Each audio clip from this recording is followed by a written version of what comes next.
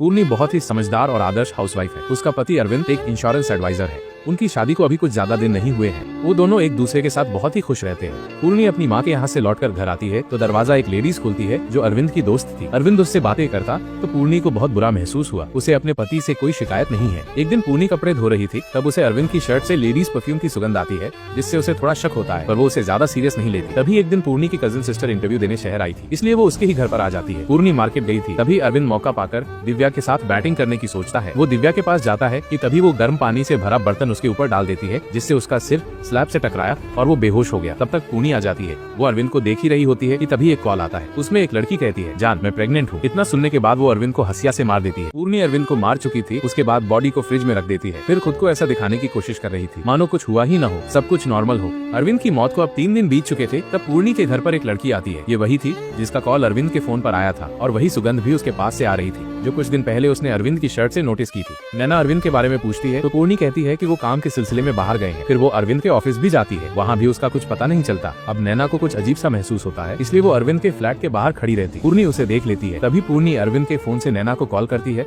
और उससे कहती है, अरविंद अब नहीं आएगा, तुम बेकार ही टाइम वेस्ट कर रही हो। अब नैना अरविंद की यादों में खोई थी। वो दोनों 5 साल से रिलेशन में थे। अरविंद के घर वालों को नैना पसंद नहीं थी क्योंकि वो एक मॉडल थी, इसलिए उसकी शादी पूर्णी से करवा दी। इधर पूर्णी बहुत चैन से रहती, मस्त खाती और रहती। नैना परेशान थी, इसलिए वो पुलिस स्टेशन जाती है और अरविंद के गुमशुदगी की रिपोर्ट दर्ज कर। पुलिस जब नैना से पूछती है कि अरविंद आपके कौन है, तो वो उनसे झूठ बोलती है, कहती है कि वो उसके पैसे लेके गायब हुए हैं। फिर पुलिस पूर्णी के घर आती है। पुलिस उससे अरविंद के बारे में पूछती है तो वो फिर वही सब बात बताती है कि वो 3 दिन की बोलकर बाहर गए थे, अभी तक नहीं लौटे। फिर पूर्णी पुलिस का ध्यान भटकाने के लिए खुद को बीमार होने का बहाना बनाती है। फिर पुलिस वहाँ से लौटकर चली जाती है। अब 1 हफ्ता बीत चुका था। नैना फिर से पुलिस स्टेशन जाती है और पुलिस पर भड़कने लगी। तभी इंस्पेक्टर कहता है, तुम इतना परेशान क्यों हो रही हो? जब अरविंद की वाइफ को परेशानी नहीं है तो तुम्हें क्यों हो रही है? मुझे कुछ जवाब देना होगा तो उनकी वाइफ को दूंगा, आपको नहीं। इधर पूर्णी डॉक्टर के पास जाती है जहाँ उसे पता चलता है कि वो प्रेग्नेंट है। तभी पुलिस का कॉल आता है। वो उसे कुछ पूछताछ के लिए बुलाती है। पुलिस ने अरविंद का मोबाइल ट्रेस किया था जो आसपास का ही लोकेशन दिखा रहा था, इसलिए वो अरविंद की गाड़ी की चाबी लेते हैं जिसमें उन्हें अरविंद का मोबाइल मिल जाता है। नैना अब पुलिस स्टेशन में वकील लेके जाती है, लेकिन पुलिस को नैना और अरविंद के नाजायज संबंध के बारे में पता चल चुका था। अब इस केस के बारे में कमिश्नर को पता चला तो उन्होंने पूर्णी को बुलाया और सारी जानकारी मांगी। उसने फिर से वही सब बताया, लेकिन कमिश्नर पूर्णी को बताता कि उसका अफेयर नैना से है, इसलिए वो भागा। लेकिन पूर्णी ये बात मानने को तैयार ही नहीं थी। वो कहती है, मुझे उन पे पूरा भरोसा है, वो ऐसा नहीं कर सकते। लेकिन कमिश्नर को पूर्णी के इस स्वभाव पर शक होता है। अब नैना अपनी दोस्त से मिलती है। वो उसे समझाती है